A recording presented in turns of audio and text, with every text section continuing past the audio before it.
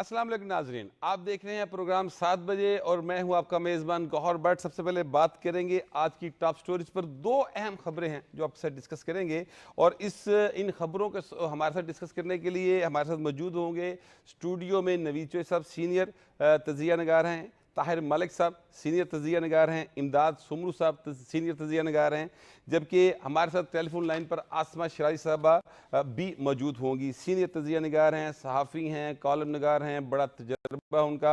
जो बातें उनके साथ डिस्कस की जाएंगी उनमें एक तो हमारे निगरान वज़ीर आज़म अनवारुल हक काकड़ साहब ने कहा कि पाकिस्तान के अंदर इंतखाबात इन एनी वे मुनसफाना होंगे, जबकि जो दूसरा इशू है वो ये है कि एक आंखों में शफा के लिए लगाया जाने वाला इंजेक्शन जो है वो लोगों की आंखों की बिनाई ख़त्म करने का बाइस बन गया। ये सब कैसे हो गया, इस पर बात करेंगे।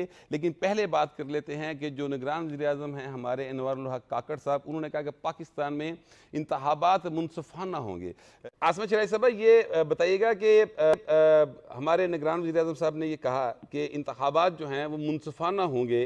उन्होंने कहा कि चाहे वो यानी कोई इंतखाबात के अंदर हो या ना हो, इलेक्शन में हो या ना हो, लेकिन जो इंतखाबात होंगे वो होंगे मुनसफाना ही। आपको इस बात पर किस हद तक यकीन है? जी देखिए, मेरा ख्याल है कि पाकिस्तान के अंदर इंतखाबात तो करवाने पड़ेंगे और शफाफ हों। तो जाहिर है कि ये तो एक रिक्वायरमेंट है जो कि कॉन्स्टिट्यूशन की रिक्वायरमेंट है कि साफ हों, शफाफ हों, लेवल प्लेइंग फील्ड सबके लिए हो, एक जैसे सबको मौके मिलें, एक जैसी चीज़ें हों। वैसा ना हो जो कि 2018 में हुआ था, और वैसा ना करने के लिए जो है वो बहुत सारे इक़दाम करने पड़ेंगे। उसमें इलेक्शन कमीशन को बाइख्तियार करना पड़ेगा, उसके अंदर जो है वो आरटीएस जैसा सिस्टम नहीं लाना पड़ेगा, उसके अंदर जो है वो प्री पोल रिगिंग यानी कि कैंडिडेट्स को डराना, धमकाना, गिरफ्तार करना, उनके ऊपर मुकदमे बनाने, उनकी पॉलिटिकल विक्टिमाइजेशन करना, इस सब से रोकना पड़ेगा। और ये जाहिर है कि ये सब कुछ जो है वो पाकिस्तान के अंदर जो इस वक्त भी जाहिर है बहुत सारी शिकायत हैं, और एक पूरी जमात है जो कि इस मामले के ऊपर शिकायत करती नजर आती है, और उसकी शिकायत कहीं दुरुस्त भी है और कहीं गलत भी है। लेकिन सवाल चूंकि जो है वो इमरान खान साहब की गिरफ्तारी के हवाले से है, चेयरमैन पीटीआई की अरेस्ट के हवाले से है, या उनके ऊपर जो यानी लेवल प्लेइंग फील्ड मिलेगा कि नहीं मिलेगा, तो मेरा ख्याल है कि ये एक बहुत कॉम्प्लिकेटेड सिचुएशन होगी निगरान हुकूमत के लिए भी और इलेक्शन कमीशन के लिए भी, कि आपने जब जो इलेक्शंस कराने हैं उसमें अगर एक पार्टी का सरबराह गो के 2018 के अंदर भी एक पार्टी का सरबराह जो था वो जेल में बंद था, उनके ऊपर मुकदमात थे, उनको पूरी तरह से जो है वो आज़ादी ना मिली कि वो अपने लोगों को आके मोटिवेट करते या अपनी पार्टी को लीड कर सकते उस तरह से। लेकिन अब एक मरतबा फिर वैसी ही सिचुएशन है। अलबत्ता इस दफ़ा नैब के मामलात नहीं हैं, इस दफ़ा जो है वो दहशत गर्दी के दफात हैं, इसके अंदर जो है वो साजिश के दफात हैं, इसमें बहुत सारी और मामलात हैं, इसमें तोशाखाना भी गो के है, लेकिन जो अहम चीज़ें वो 9 मई के मामलात के बाद, वाक़यात के बाद वो दफात है। तो बहुत मुश्किल होगा, अलबत्ता होनी चाहिए, मतलब उनके जितनी भी पार्टी के लोग हैं, अगर एक पार्टी उसके वाइस चेयरमैन और चेयरमैन दोनों जेल में बंद होंगे तो जाहिर है कि आगे जाके 2024 के इंतखाबात जो हैं उसके बाद भी उसी तरह के मसाइल खड़े होंगे जैसा कि 2018 के बाद हुए हैं। तो प्राइम मिनिस्टर का ये कहना कि इंतखाबात के अंदर जो है वो ये सारे मामला देखे जाएंगे और आज़ाद इंतखाबात की राह जो है वो हमवार की जाएगी, और बेशक वो मौजूद हो या ना हो, तो ये मेरिट पे फैसला होना चाहिए, ये अदालतों को मेरिट के ऊपर फैसला करना चाहिए, वैसा नहीं होना चाहिए जो कि 2018 में हुआ था। आसमा शराई साहब, ये बताइए, आपने कहा कि एक पार्टी का चेयरमैन अंदर है और उस पार्टी को तहफ़्फ़ुज़ात हैं, तो अदारों के ऊपर इस तरह फिजिकली हमले करना जिस तरह से 9 मई को हुआ, ये पॉलिटिकल पार्टीज ने पहले कभी किया, या ये ऐसी कोई जमात पॉलिटिकल पार्टी हो सकती है? नहीं, ऐसा नहीं हुआ। यही मैंने कहा कि इस दफ़ा नैब के मुकदमात नहीं हैं। अगर देखा जाए तो अगर चेयरमैन तहरीक इंसाफ की जो गिरफ्तारी है वो नैब के मुकदमात के तहत नहीं हुई है। वो 9 मई के वाक़यात भी उसके अंदर हैं, और साइफर जैसी साजिश का जो एक बयानिया तैयार किया गया था और साइफर का गुम होना था, उस यानी मुख्तलिफ वाक़यात हैं और मामलात हैं जिनके अंदर वो इस दफ़ा जेल के अंदर है। यही वो बात है कि ज़ाहिर है कि 9 मई के ऐसे वाक़यात हैं जिसपे पूरी दुनिया के अंदर आप देखें कि प्रेसिडेंट ट्रंप के ऊपर भी मुकदमात चल रहे हैं, उनके बिल्कुल। उसमें जो 6 जनवरी को जो हुआ था, और पूरी दुनिया में कहीं पे भी इसकी सनद नहीं मिल सकती। इससे पहले 2014 के अंदर पाकिस्तान के वजीर आजम हाउस के अंदर जो है वो उस पर भी हमला हुआ, बिल्कुल पाकिस्तान हुआ। के टीवी स्टेशन पे भी हमला हुआ, पाकिस्तान की पार्लियामान के ऊपर भी हुआ, लेकिन उस वक्त इदारे जो थे वो सपोर्ट कर रहे थे। उस वक्त एक जमात के पीछे पूरी एक बैकिंग मौजूद थी, इसलिए उनको ना नहीं रोका गया। अगर रोका जाता तो वो भी दहशतगर्दी के जुमरे में आता था। जिस तरह से थानों के ऊपर जो है लोगों को छुड़वाया जाता रहा, वो भी आप रिकॉर्ड का हिस्सा है। लेकिन अनफॉर्चुनेटली उस वक्त इदारों ने इस बात को मामूली समझा। अब जबकि खुद इदारों के ऊपर बात आई, और जब आपने देखा कि कोर कमांडर हाउस को जलाया गया, और जब आपने देखा कि जो आपके पिशावर के अंदर रेडियो स्टेशन को जलाया गया, और वहां पे किला बाला हजार का घेराव किया गया, इसी तरह दीर के अंदर किया गया, मुख्तलिफ मियांवाली के अंदर आपकी जो बेस है उसके ऊपर हमला करने की कोशिश की गई, तो तब इदारों को पता चला कि ये दहशतगर्दी है। तो मेरा ख्याल है कि ये बिल्कुल एक ऐसा वाकया है, अगर इसमें कड़ियां मिलती हैं चेयरमैन तहरीक इंसाफ के साथ, और अगर कड़ियां मिलती हैं कि चेयरमैन तहरीक इंसाफ के इंस्ट्रक्शंस के ऊपर फैसिलिटेट किया गया, उनकी इंस्ट्रक्शंस के ऊपर जो है वो मदद की गई, उनको सहूलत फराहम की गई, तो रियासत को बिल्कुल मेरिट के ऊपर फैसला करना चाहिए। और यही वो बात है जिसके ऊपर हम बार बार कहते हैं कि 9 मई को अगर आपने छोड़ दिया तो फिर इसके बाद तो आप खुली छूट दे देंगे किसी भी सियासी जमात को कि वो आए और जो चाहे तो सुप्रीम कोर्ट पे हमला करे, ये भी वैसे माजी में हो चुका है, या किसी भी जगह पे आप जाके हमला आवर हो जाए। तो मेरा ख्याल है कि ये सब चीजें नाउ और फॉर एवर जो है इसके ऊपर एक बंद बांधने की जरूरत है। ये आपने बिल्कुल ठीक कहा, किसी जगह के ऊपर इसको बंद बांधने की जरूरत है। 2018 के इंतखाबात की आपने बात की, उस वक्त जो है वो मियां नवाज शरीफ साहब या उनकी बेटी ने किसी इदारे के ऊपर हमला नहीं किया था। कोई 9 मई वाला वाकया जो है, उस तरह का कोई वाकया नून लीग, पीपल्स पार्टी, इवन देखिए पीपल्स पार्टी के तो बहुत ज़्यादा उनके साथ वो उनके ख्याल में और जेन्युइनली उनके साथ मुजालम हुए हैं, और उनके चेयरमैन को जिस तरह से फांसी पे लटकाया गया, जिस तरह बेनज़ीर साहबा की शहादत हुई, जिस तरह से बाकी सारे मामला हुए, तो उन जमातों ने भी कभी ऐसा नहीं किया कि वो इस तरह के वाक़यात करें।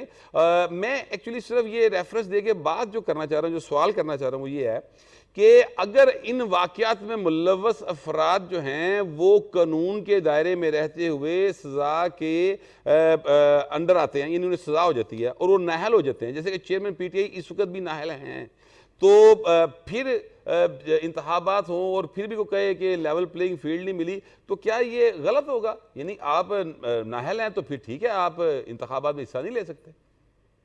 जी, जाहिर है कि हम तो मेरिट की बात कर रहे हैं ना बट साहब, बिल्कुल आपने दुरुस्त कहा कि अगर मेरिट के ऊपर फैसले होते हैं और अदालत ने फैसले मेरिट पे किए हैं अगर, तो जाहिर है कि उसके ऊपर सवाल नहीं बनता। और आप देखें कि उनकी नाअहलियत जो है वो तो तोशा खाना के केस के अंदर हुई है, और तोशा खाना का केस वो है जिसके अंदर उनको अपनी रिसीट्स या अपनी रसीदें या अपनी जो तमाम वो तोहफे तहायफ की डिटेल्स थी वो फराहम करनी थी, और वो उन्होंने फराहम नहीं की। मगर ये अभी भी ये मामला इसके ऊपर अपील में हाई कोर्ट के अंदर है।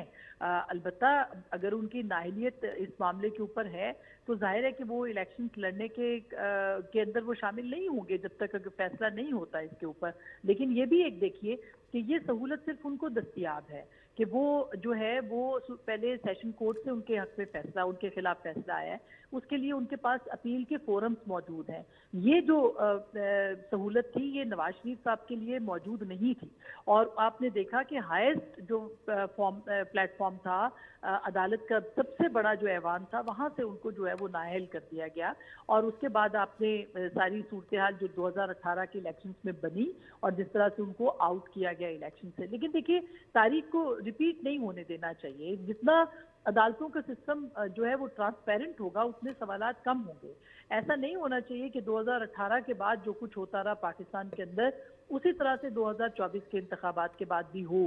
तो ये एक, इसको किस तरह से ट्रांसपेरेंट करना है, इसको किस तरह से सवाल जवाब के बगैर रखना है, ये मेरा ख्याल है एक बहुत बड़ा चैलेंज रियासत के लिए भी होगा और इलेक्शन कमीशन के लिए भी होगा। आपने मियां नवाज शरीफ साहब की बात की और अब जाहिर है कि आप जानती हैं मुल्क के अंदर एक माहौल है मियां नसाब की वापसी के हवाले से। मेरा ख्याल है कि कोई टीवी चैनल ऐसा नहीं होगा, कोई चौक चौराहा ऐसा नहीं होगा, कोई सियासी महफिल ऐसी नहीं होगी जहां पर मियां नवाज शरीफ आ रहे हैं या नहीं आ रहे ये डिस्कशन ना हो रही हो। और अगर आ रहे हैं तो फिर उनके जो मुकदमात हैं या फिर वो आगे क्या बनेगा, ये सारी चीज़ें डिस्कस हो रही हैं। आप देख रही हैं मियां साहब आ रहे हैं? मेरे ख्याल है उनको आना चाहिए, अब नहीं आएंगे तो कब आएंगे। देखिए ना, ये कितना एक बुरा इम्प्रेशन पड़ता है कि आपके मुल्क के साबिक वजीर आजम इस तरह की सूरत हाल में, जबकि पाकिस्तान के अवाम जो हैं वो महंगाई में पिस रहे हैं, जब उनके अब हालात इतने दिगरगू हैं, जब सिर्फ एक तरह का बयानिया जो है वो इस वक्त चल रहा है, दूसरी तरफ का कोई बयानिया, कोई अगर आप देखें ना उस तरह एक्टिव पीपल्स पार्टी है, ना उस तरह से एक्टिव जो है वो PMLN है। और ये रियासत की जिम्मेदारी, ये रहनुमाओं की जिम्मेदारी होती है कि वो पब्लिक ओपिनियन को जो है वो बनाएं। तो पब्लिक ओपिनियन तो वो नहीं बना पा रहे, वो नहीं बना रहे, और कोई सरेदस्त मजबूरी भी नहीं है नवाज शरीफ साहब को। वो वापस उनको आना चाहिए और एक्टिव पॉलिटिक्स के अंदर जो है वो उनको अपना हिस्सा डालना चाहिए, आवाम से बात करनी चाहिए। जो बुनियादी मसाइल हैं इस वक्त पाकिस्तान नाउ और नेवर की स्टेज पे है, उन बुनियादी मसाइल पे लोगों से आवाम को आगाह करना चाहिए कि किस तरह की मुदाखलतें होती रही, किस तरह से पाकिस्तान की सियासी जमातों को मफलूज किया जाता रहा, किस तरह से उनको चोर डाकू डिक्लेयर करवाया जाता रहा, किस तरह से सादिक और अमीन के सर्टिफिकेट बांटे गए। तो ये सब कुछ उनको बताना चाहिए। मगर अनफॉर्चुनेटली पाकिस्तान मुस्लिम लीग नवाज की क़यादत जो है वो अगर चंद लोगों को, अपने ख़ानदान के अफराद को बिठा के लंदन में फैसले करेगी तो ये तासुर अवाम के अंदर मजबूत होगा कि एक सियासी जमात जो है उसकी अवाम के अंदर रूट्स नहीं है, बल्कि वो कबूलियत की बुनियाद के ऊपर इंतखाबात में आना चाहती है। आखिरी सवाल मैं आपसे ये करूंगा कि क्या मियां नवाज शरीफ साहब अगर वापस आते हैं, जो कि जाहिर है वो कह रहे हैं, और मुस्लिम लीग नून वाले हमें मिलते हैं, वो कहते हैं कि जी साडा लीडर आ रहा है, मियां आ रहे हैं, और वो भी कहते हैं कि मियां जो आएगा लग पता जाएगा। अब ये पता नहीं कि किसको लगेगा पता, लेकिन बाहर वो जब आएंगे तो पता तभी लगेगा कि मियां साहब आ रहे हैं। जो महंगाई की सूरत हाल है इसमें आप देखती हैं कि मियां साहब कोई ऐसा रिसेप्शन मिलेगा जो तारीखी होगा? देखिए, कुछ भी कहना कबल अज़ वक्त है। जाहिर है कि एक सियासी जमात बहरहाल उनकी है, उनका वोटर जो है और सपोर्टर वो गुमसुम है इस वक्त। उसको नहीं समझ में आता कि उनका जो नैरेटिव है इस वक्त क्या है पाकिस्तान मुस्लिम लीग नवाज का। अगर वो एक बयानिया देने में कामयाब हो गए सक्सेसफुली, तो फिर तो जाहिर है कि लोग उनको रिसीव भी करेंगे, उनको एक होप भी होगी, एक उम्मीद भी होगी। लेकिन अगर वो ऐसा नहीं कर सकते और अगर वो ये तासुर देते हैं कि वो एक मुफाहमत और उस तरह की चीज़ में सामने पाकिस्तान वापस आ रहे हैं और वैसे ही जैसे कि पिछले 16 महीने में उनकी पार्टी का रवैया रहा है वैसा ही होगा, तो मुझे नहीं लगता कि आवाम को उम्मीद देने की इस वक्त ज़रूरत है। तो क्या नवाज शरीफ साहब लोगों को उम्मीद दे पाएंगे, लोगों को हल बताएंगे, लोगों को ये कह सकेंगे कि वो ऐसा अगर गवर्नमेंट में भी आते हैं तो ऐसा प्रोग्राम लेके आए जिसके बाद लोगों के मसाइल जो है वो कम हो? तो ये बहुत काबिल वक्त है कहना कि लोग उनको रिसीव करने आएंगे कि नहीं आएंगे। बहरहाल एक सियासी जमात है, उनके रहनुमा आ रहे हैं, काफ़ी अरसे के बाद आ रहे हैं, उनको रिसेप्शन तो मिल सकता है, इसमें कोई दो राय नहीं है। बहुत शुक्रिया आसमा शराई साहबा, आपने हमारे लिए वक्त निकाला। अब इस इशू के ऊपर हम बात करेंगे। हमारे साथ मौजूद हैं नवीद चोई साहब। ये बड़ा गलगला था चोई साहब कि पाकिस्तान के अंदर इंतखाबात होंगे नहीं होंगे, और इंतखाबात होंगे तो जनाब बड़ा वो क्या कहते हैं, एक जमात को दबा दिया जाएगा और इंतखाबात मुनसफाना नहीं होंगे। अब हमारे जो वज़ीर आज़म हैं इस वक्त अनवारुल हक काकड़ साहब, उन्होंने ये गैर मुल्की मीडिया को अश्योर किया कि पाकिस्तान में इंतखाबात मुनसफा नहीं होंगे, यानी चाहे उसमें एक चेयरमैन PTI शामिल हों या ना हो, इंतखाबात बाहर मुनसफा ना होंगे। तो कैसे देखते हैं आप इस बात को? आपको इस बात का यकीन है? ये बात का पतंगड़ बना लिया गया है। बुनियादी तौर पर उन्होंने ये कहा है कि इलेक्शन होंगे जनवरी या फरवरी में, जनवरी का आखिरी हफ्ता अनाउंस हो चुका है। दूसरा उन्होंने ये कहा है कि अगर कोई पार्टी या कोई लीडर कानूनी हवाले से मतलूब है तो जाहिर है वो तो बुक हो जाएगा ना, उसको तो मौका नहीं मिलेगा। तो ये कहना कि सबको फ्री हैंड इस अंदाज में दिया जाएगा कि जिन पर मुकदमात मौजूद हों, जिसमें आप स्टेट सीक्रेट एक्ट की खिलाफ वर्जी भी करें, आर्मी एक्ट की भी खिलाफ वर्जी आप करें, करप्शन के भी संगीन मामला हों, इखलाकी नवेद के भी केसेस हों, और आप समझें कि वो पार्टिसिपेट करेंगे, वो नहीं करेंगे। तो बात उन्होंने एक जर्नलाइज अंदाज में की थी कि अगर ये कहा गया, देखें एक फरीक जो है इस वक्त वो तो भी चाहता है कि इलेक्शन का जो माहौल है वो ना बने, बल्कि तनाज़ात की शक्ल उभरे। बहुत देर से वो लगा हुआ है, उसके नतीजे में 9 मई हुआ। तो अगला इलेक्शन उन्होंने मानना भी नहीं है, उनके जो बचे कुछ सपोर्टर रह गए हैं।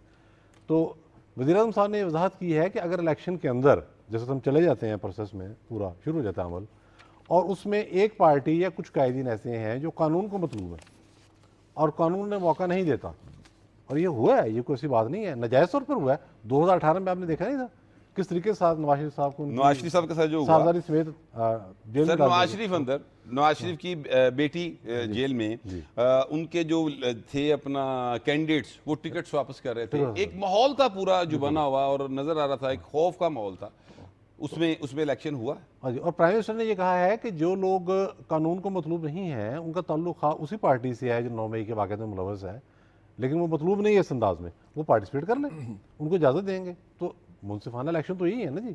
अब ये कैसे मुमकिन है कि एक आदमी ने जुर्म किया है, आप उसे कहो कि भाई जुर्म का हिसाब नहीं लेंगे, आप पहले इलेक्शन लड़ लें। ये साबित अब रियासत ने करना है और अदालतों के अंदर जाके करना है, और उसके बाद वो बताएंगे, फिर अगर सजाएं हो जाती हैं फिर मामला दायर और आगे चला जाएगा। तो इसको इस सियाक़ो सबाक़ के अंदर देखा जाना चाहिए। वो हमारे कुछ दोस्तों ने ऐसे समझ लिया कि जैसे वो ऐलान कर रहे हैं कि फ़लाँ साहब नहीं होंगे, भाई जराइम का वो हिसाब जो देना फलां साहब की बात हो रही है अंदाज उमर साहब, वो तो ऑलरेडी इलेक्शन से आउट है, इसलिए मैं कह रहा हूँ क्योंकि उनको सजा हुई, अगरचे उनकी जमानत हो गई लेकिन सजा अपनी जगह पर मौजूद है, तो वो तो भाई पहली बार है तो रोला केड़ी गल दा बनया। देखिए, असल में जो माहौल बन रहा है ना पाकिस्तान में, जिस तरह की चीज़ें हुई हैं पहली बार हुई हैं। पाकिस्तान में शायद मार्शल लॉ में इस तरह होता रहा है, लेकिन जो 9 मई के बाद जिस तरह यानी जो रिएक्शन 9 मई को आया था, पहले कभी नहीं हुआ ना, तो उसके बाद जो रियासत का एक्शन था वो एक्शन उसको बढ़ा चढ़ा कर या उसको एक इंतकाम के तौर पर लिया जा रहा है कि जी हमें सियासत से आउट करने के लिए किया जा रहा है। अब जो चेयरमैन पीटीआई हैं वो सज़ा याफ्ता हैं, और ज़ाहिर सज़ा याफ्ता तो इलेक्शन नहीं लड़ सकते। अभी तक पीटीआई पर पाबंदी लगाने के लिए कोई कानूनी चीज़ नहीं आगे कभी भी बढ़ी, कोई कार्रवाई क्योंकि शुरू वो- नहीं हुई। हाँ, मतलब नज़र ये आ वो रहा एक है, फॉरेन फंडिंग केस था लेकिन वो भी पता वो नहीं भी कहाँ रह उसी गया। तरह पड़ा हुआ है। तो नज़र ये आ रहा है कि बल्ले का निशान बैलेट पेपर पर शायद होगा। अब ये जो प्राइम मिनिस्टर साहब की स्टेटमेंट है ना, वो उसको इस तनाजुर में देखा जा रहा है। मैं थोड़ा सा इनसे इख्तलाफ करूंगा कि शायद पीटीआई पर इलेक्शन से पहले पाबंदी लग जाएगी, क्योंकि उन्होंने कहा चेयरमैन पीटीआई अगर नहीं भी होंगे और पीटीआई नहीं भी होगी तब भी साफ शफाफ इंतखाबात होंगे। तो इसको इस तनाजुर में लिया जा रहा है कि शायद पीटीआई को इंतखाबात से आउट किया जाता है। और अगर ऐसा होता है, मतलब अगर कोई सॉलिड चीज़ नहीं है जो कि नज़र आनी चाहिए ना, मतलब अब तो चीफ जस्टिस काजी फायसा साहब हैं, अब इनकी मौजूदगी में तो तक्का मेरा ख्याल है नहीं होना चाहिए और नहीं हो सकता। नहीं, तक्का पहले किसी तो- भी सूरत में नहीं होना नहीं, चाहिए। मतलब मेरा ख्याल है कि वो नहीं होने देंगे ना। बंदयाल साहब तो करते रहे थे ना, हाँ। या इनसे पहले वाले बंदयाल चीफ साहब जस्टिस तो साहिबान। बहुत कुछ करते रहे। तो अगर तो वो इस तरह कोई गैर ज़रूरी तौर पर पाबंदी लगाई जाती है पीटीआई पर, फिर इंतखाबात होते हैं तो फिर तो साफ शफाफ नहीं होंगे। लेकिन अगर सबको मौका मिलता है तो मलिक साहब, ये अगर फर्ज करते हैं अगर कानून के तहत ही पाबंदी लग जाती है, देखिए फॉरेन फंडिंग केस जो है वो बहुत उसमें सॉलिड रीजंस मौजूद हैं, कानून उसमें बहुत ज़्यादा क्लियर है, लेकिन जाहिर है कि ये फैसला अदालतों ने करना है, आपने और मैंने नहीं करना, ठीक है। अगर फ़र्ज़ करें उस कानून के तहत भी जाते हुए और ये फाइनली जो होता है वो गवर्नमेंट ने एक रेफरेंस भेजना होता है जो कानून है, मुझे जिस हद तक इल्म है, और सुप्रीम कोर्ट ऑफ पाकिस्तान से इसका वो जो है वो पाबंदी लगनी होती है। अब फ़र्ज़ करते हैं कि अगर ये बिल्कुल उस कानून के मुताबिक ही पाबंदी लग जाती है एक जमात के ऊपर, तो फिर आपके ख्याल में फिर भी इंतखाबात के मुनसफान होने में किसी को शुबा रह जाएगा?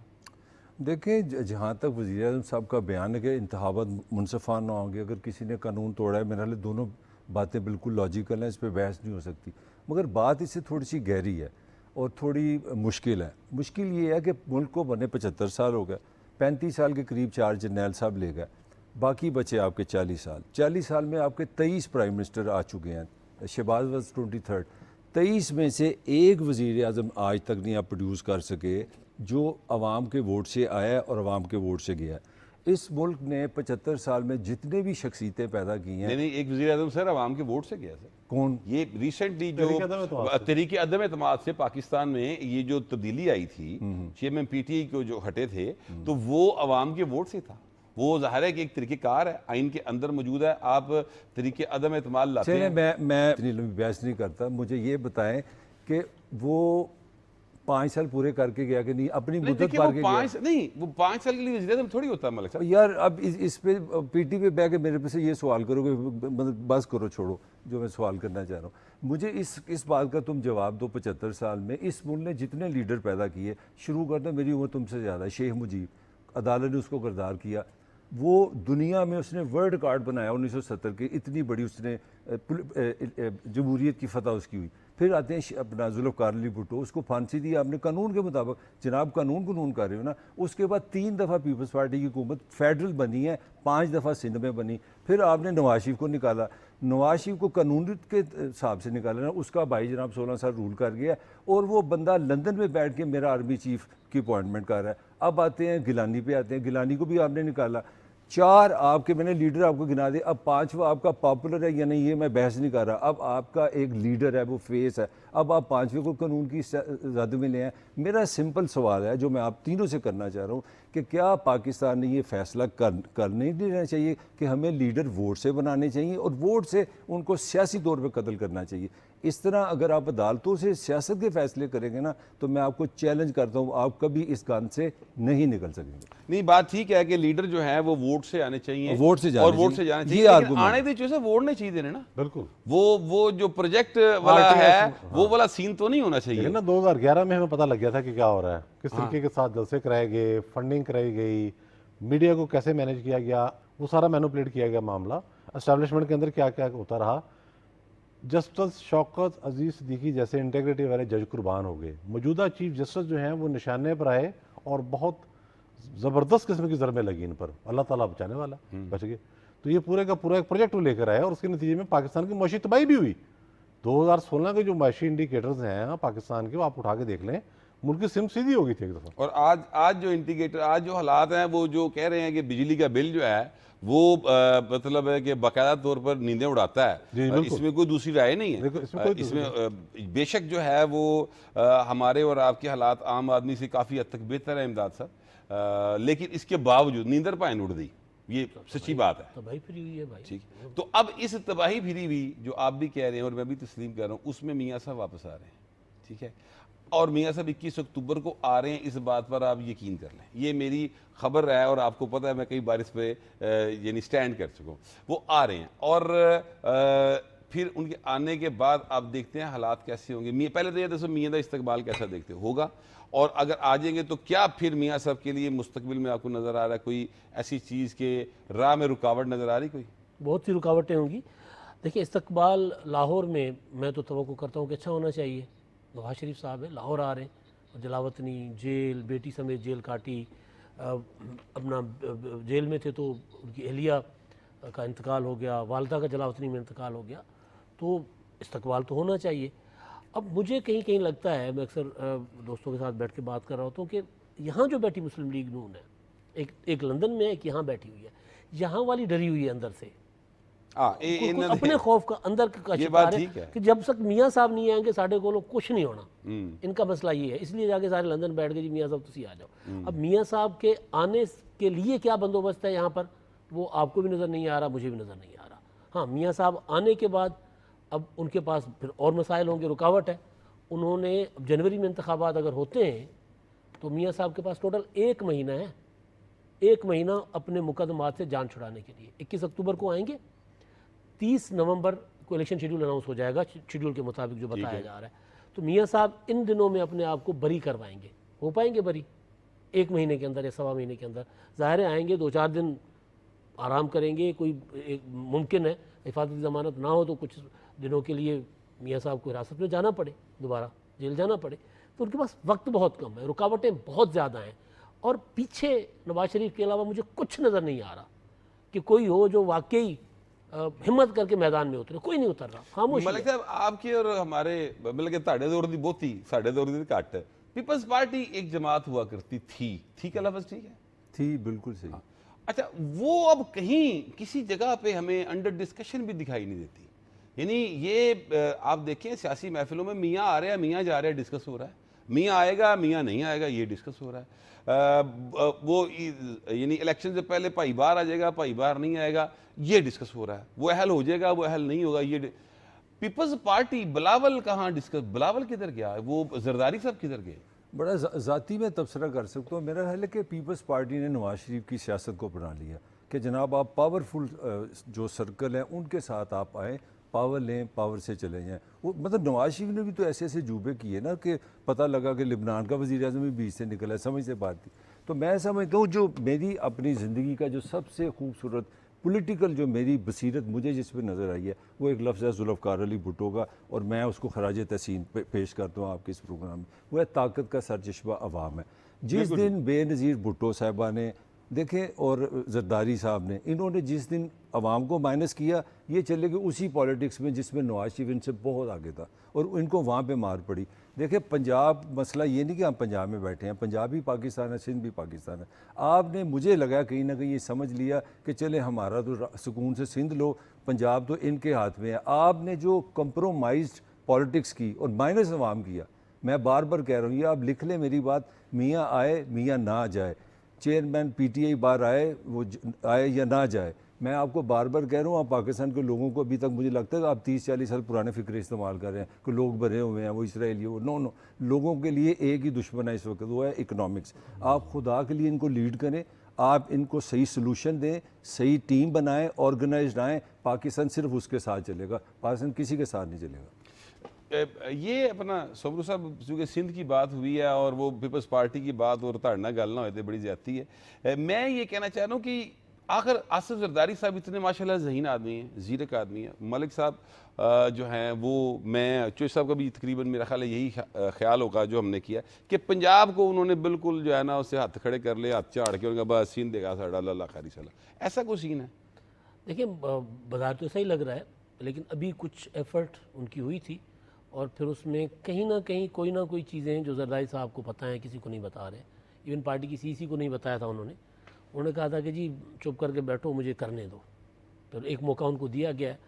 अब ज़ाहिर है जब तक पीपल्स पार्टी पंजाब में नहीं आएगी तो सिंध भी फिर पीपल्स पार्टी लूज़ कर सकती है। अगर वो ये समझते हैं कि जी पंजाब में ना आकर वो सिंध को महफूज रखेंगे तो ये एक बार हो सकता है, दो बार हो सकता है, 3 बार, हर बार नहीं हो सकता। तो लिहाजा पीपल्स पार्टी क्यों कर रही है, क्या ख़तरात हैं, क्या खदशात हैं आसिफ जरदारी साहब के, या क्या कंप्रोमाइज़ हैं? मुझे कंप्रोमाइज़ से ज़्यादा खदशात और ख़तरात लग रहे हैं कि जो है इसकी वजह से वो शायद उस तरह एग्रेसिव पॉलिटिक्स करने की अपने बेटे को इजाज़त नहीं दे रहे हैं। जी साहब, आखिर में हम एक इशू है बड़ा, मेरा ख्याल ह्यूमन एंगल से उसको डिस्कस करना चाहिए। किसी भी किस्म की जो है मैं समझता हूँ, यानी ये इसमें इंतज़ामी कमज़ोरियाँ अपनी जगह पर मौजूद हैं। एक आँखों के हवाले से एक इंजेक्शन वेस्टर्न उसका नाम है, और वो इंजेक्शन मेरा ख्याल अमेरिका से इंपोर्ट होता है और उसकी बहुत कम मिकदार में वो दिया जाता है। शौकत खान हॉस्पिटल से वो शायद दिया जाता था, और उसको आलम यह है कि जिनको लगा उनमें से 250 लोग कम अज़ कम आँखों की बिनाई से महरूम हो। हालांकि वो इंजेक्शन का काम ही है कि वो आपकी आंखों के पीछे जो प्रेशर बन जाता है, जो काला मोतिया होता है जिनको, ये शुगर के पेशेंट्स जो होते हैं उनकी आंखों के पीछे एक प्रेशर बन जाता है, उस प्रेशर को रिलीज़ करते हैं, खून की रवानी जो है उसको बेहतर करते हैं। अब वो इंजेक्शन लगने से 250 लोग बताया जा रहा है कम अज़ कम उनकी आंखें ज़ाया होगी, जिनमें चौधरी मंजूर साहब का सगा भाई भी शामिल है जी। और ये चौधरी मंजूर साहब ने ही उन्होंने ब्रेक किया और इस इशू को वो लेकर आगे आए हैं। और अब एक कमेटी बनी है कि उस कमेटी वो तहकीकात करेगी, लेकिन आप जानते हैं कमेटियाँ तो पहले भी कई पई हैं, ठीक है, और कुछ भी नहीं होता। तो आप क्या कहेंगे, ये कहाँ गलती है? हमारा सिस्टम करप्ट है, उसमें है, क्या चक्कर है ये? बिल्कुल सिस्टम करप्ट तो है, इसमें कोई शुबा नहीं, लेकिन आप देखें कि हेल्थ जैसा शुबा, उसके अंदर हम इतने वनरेबल हैं कि हमें पता ही नहीं कि कौन सा टीका आएगा, लगेगा और क्या हो जाएगा। आपको पीएचसी वाला स्कैंडल भी याद होगा, वो जो एक ओवरडोज दे दे के कितने बंदे मार दिए गए थे चंद साल पहले, 4-5 साल पहले। गिरफ्तारी भी हुई, उसके बाद वो निकल गए। गौर बट साहब, बात यह है कि इस वक्त हम राइट नाउ, क्योंकि पीछे भी यही था, लेकिन अब हम सब आवाम, हमारी ब्यूरोक्रेसी, हमारी हुकूमत भी डाल, मीडिया भी, ये 3 तो डालने शोबे आप, हम सब मुकम्मल तौर पर कार्टेल के नरगे में हैं। फार्मास्यूटिकल इंडस्ट्री जो है ये भी एक बहुत खौफनाक कार्टेल है। इंटरनेशनल लिंक है, दुनिया का सेकंड बड़ा जो बिजनेस है जी, वो फार्मास्यूटिकल है। इनके पीछे आलमी कंपनियां हैं, आलमी दिमाग हैं, उनके पैसे हैं, ये डाटा भी इकट्ठा करते हैं, चीज़ें भी करते हैं। जब आप कार्रवाई की तरफ आते हैं तो पता लगता है कि सारा का सारा मामला वो ह्यूमन एरर में डाल के फारग कर देते हैं। बिल्कुल ऐसी होती है। पीएसी वाले केस में भी ऐसे हुआ था, इसमें भी ऐसे हुआ है। तो ये कार्टलाइजेशन का इशू जो है वो तो हमें दरपेश रहेगा। अगर पाकिस्तान के अंदर गवर्नेंस होती और इंसाफ का कोई वाक़यातन सही और जामे निज़ाम मौजूद होता तो ये सारे लोग जो इसमें मुलवस हैं, जो पकड़े जाएंगे, जो ट्रेस हो जाएंगे, कोई मुश्किल नहीं है उनको जानना। एक एक चीज़ का सबको पता है, ये इबरतनाक अंजाम को पहुँच जाए। लेकिन अफसोस कि हमारे 100-250 भाई 200-250 भाई बहन जो हैं ये भलाई से महरूम हो गए। जी जी। अच्छा, हमारे साथ जैसे इसके डॉक्टर जहांगीर साहब जो आई स्पेशलिस्ट है वो हमारे साथ मौजूद है लाइन पर। अस्सलाम वालेकुम डॉक्टर साहब। वालेकुम अस्सलाम जी। डॉक्टर साहब आपका बहुत शुक्रिया कि आपने टाइम दिया। ये क्या इशू चल रहा है सर? ये डॉक्टर्स को भी समझ नहीं आई कि ये इंजेक्शन एक्चुअली गलत है या ये यानी एक्सपायर हो चुका है और लोगों की आंखें ज़ाया होती रही।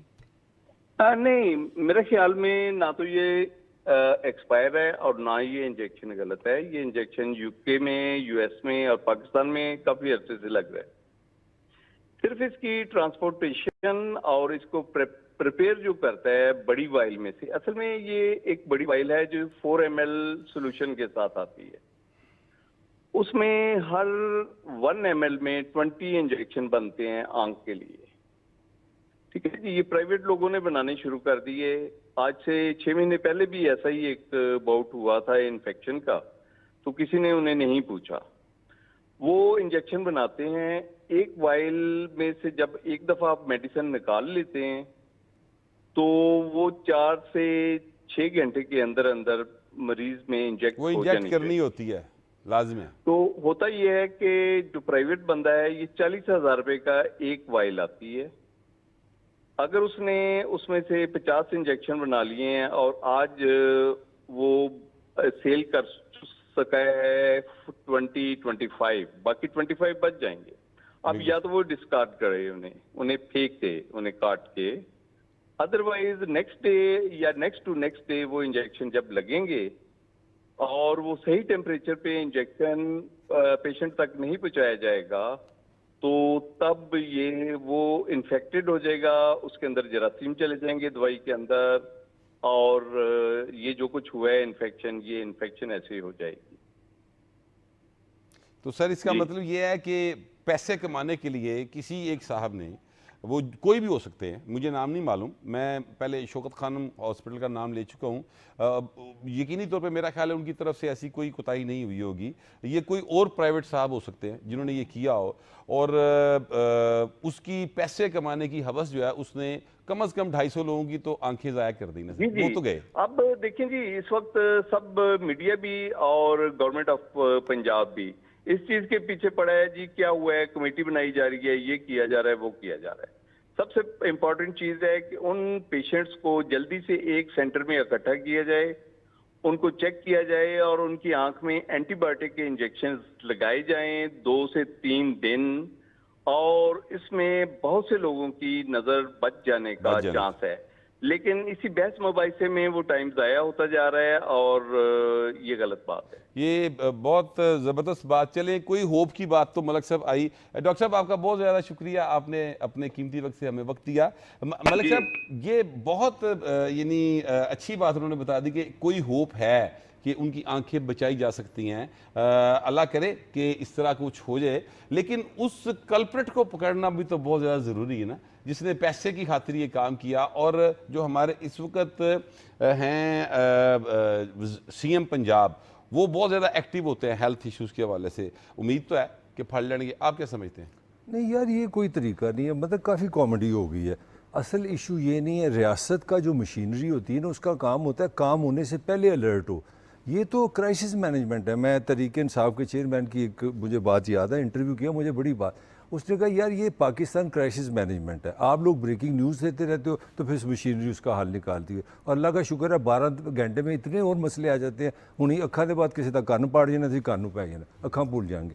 तो ये कोई तरीका नहीं है। दुनिया की 5वीं बड़ी एक रियासत है, 18,000 अरब से चलती है। वो खुदा के लिए इस पर रहम करो, जो आपका निज़ाम है उसको चलना चाहिए। आप पहले चीज़ों को प्रेडिक्ट करें। इसका मतलब है आपके माफिया ये मैंने ख़त्म करना है, ये सिस्टम ने ख़त्म करना है। कोई सिस्टम आप बनाएं। ये जब तक आप इसको एफिशिएंट नहीं करेंगे, आप रोज़ इस तरह की ब्रेकिंग न्यूज़ देते रहेंगे, एंड आप अच्छा करते रहेंगे, तो ये कोई इसका फ़ायदा नहीं होगा।